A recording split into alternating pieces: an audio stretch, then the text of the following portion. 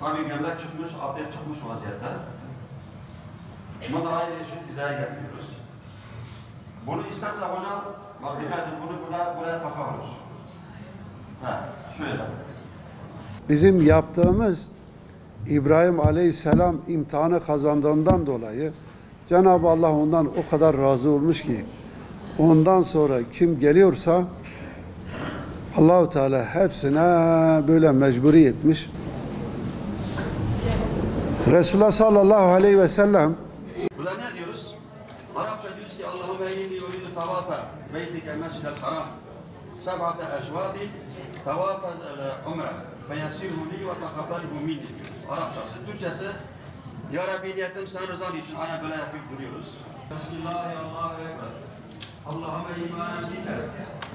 Söylüyorsunuz.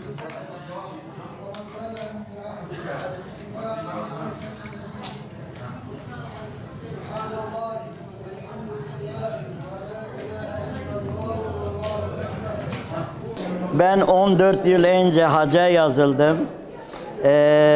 Tabii 14 yıl önce yazıldığımda annem, babam, 2 tane ablam, ben ve hanımımla beraber yazıldık. Kısmet 2019'da çıktı. Her şey hazırlığımızı yaptık. Pasaportlarımızı hepsini yaptık. Korona diye bir hastalık çıktı, iptal edildi. O koronadan bizi göndermediler. Nasip kısmet bu yılaymış. Bu yılda tek üzüldüğüm taraf 65 yaş üstülerin gelmemesi. Bunun yanında annemin, babamın, ablalarımın gelmemesi. O yine mutluyum ki ben eşimle Cenab-ı Allah bugünü bize kısmet etti. Yani biz sabırsızlıkla bekliyoruz. Cenab-ı Allah hani diyorlar Allah'ın evine gidiyoruz. İnşallah kazasız belasız gidip geliriz. Temennimiz Cenab-ı Allah gitmeyenlere kısmet nasip etsin. Biz orada bütün Müslümanlara dua edeceğiz. İlk 13 seneden beri bekliyorum. Allah nasip etti. Çok sevincin içindeyim. Hatta da dün ben Ankara'daydım. Saat 12'de bana gece haber geldi. Hani konuşma toplantı oluyor diye işimi bıraktım. Hemen buraya geldim. Yarım saat önce geldim. Çok sevinçliyim. 5 çocuğun babasıyım. İnşallah Rabbim bütün din kardeşlerimize nasip etsin.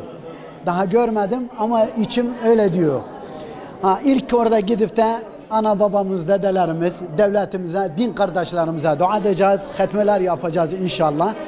Yani orada bir ay, 45 gün, 50 gün neyse orada bayağı bir çaba Allah için harcamamız lazım. 2 yıldır bekliyoruz, evet. Çok mutluyuz. Evet, bunu yani paylaşamıyoruz yani bu şeyler bir şekilde. Yani biz mesela 2020 yılında çıktı bizim ismimiz. 2020'de pandemiden dolayı bekledik. Ancak pandemiden sonuçlandıktan sonra bu yıl bizi götürmeye nasip oldu yani kısmet oldu. Biz gideceğiz.